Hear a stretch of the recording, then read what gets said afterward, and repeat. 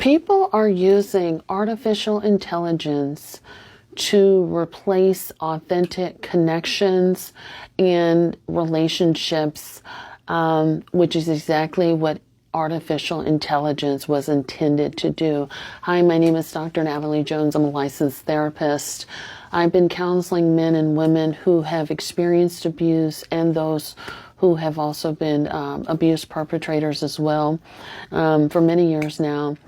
And I wanted to take some time to address this question from a commenter. Hi, I would love content on challenges that AI is posing to relationships from your perspective.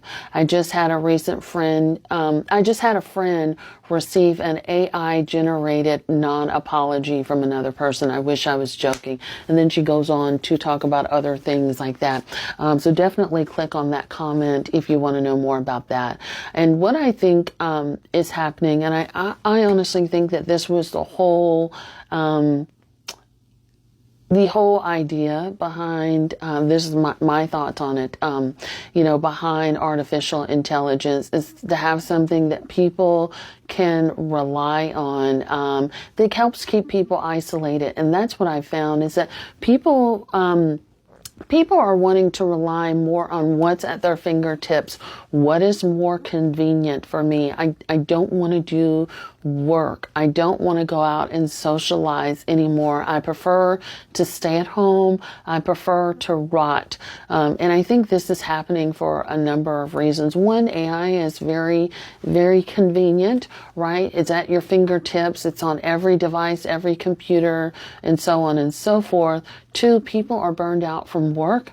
So a lot of people are just sort of like, I got work, I got kids. I don't want to do all of this. And I think a lot of this came about from COVID, the first round, where people, COVID caused us to want to, stay at home and do all those things and protect ourselves. And so people became isolated from that phenomenon. Since COVID has happened, people have changed, myself included, right? And so people are doing that. And I think there's all these sort of things that I feel like are being introduced to keep people isolated, but also reaching to their computer.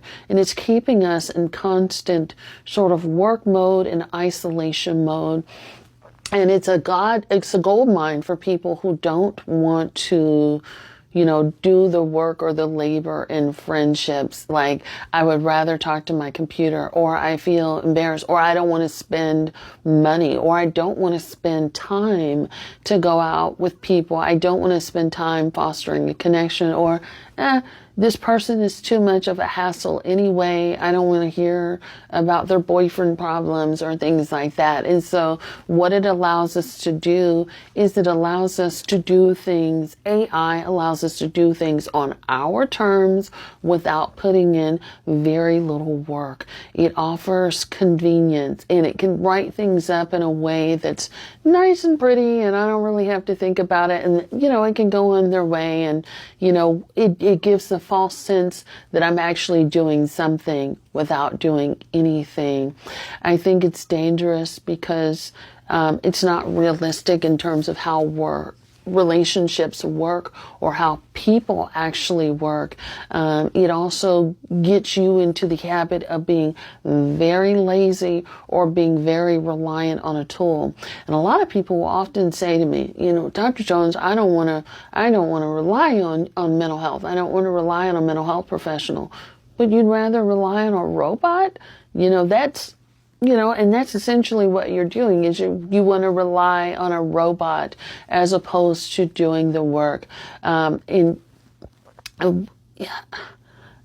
Other people may agree or disagree with me. I don't like using AI. I don't typically use it.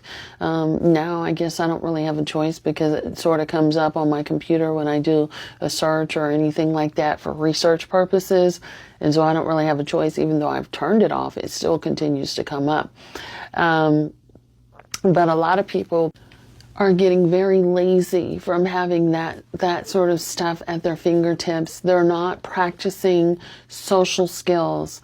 And social skills can come in many different ways. It's okay if you're socially awkward. It's okay if you don't always have the right things to say. It's okay to have conflict in relationships, but that's what people are supposed to do, and no robot is going to replace that. I don't care what they're cooking up or what they're engineering in the lab.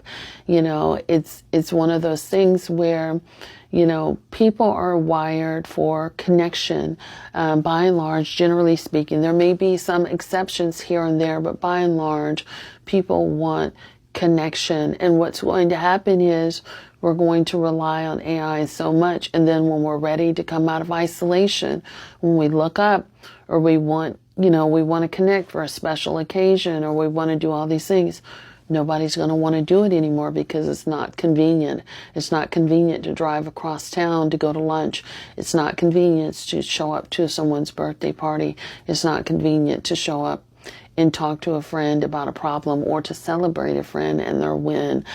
So we're all about what's convenient, and that's really sort of centering ourselves at all times, not compromising, not doing the work. So I feel like that's one of those nuances, and you can't cliff note a relationship. You can't shortcut. And I feel like people by and large have done that. And while we're all busy, and that is a thing, and I can certainly respect that, maybe you need to unbusy yourself and make time for people that are important to you. But when you kind of put yourself out there on an island when you say it's not important. And before you know it, you've just spent 8 to 10 hours on your phone, disconnected from the world. Another day, another weekend has gone by. So be careful with that. Continue to foster connections, and don't always go for what's convenient, because what's convenient isn't necessarily safe for you. And I think it might, people could fall into a trap, and it's going to be really hard to come back from that later on. The more and more they get addicted to their phones, they get addicted to their devices, and they get addicted to AI. Hope that helps. Thank you so much.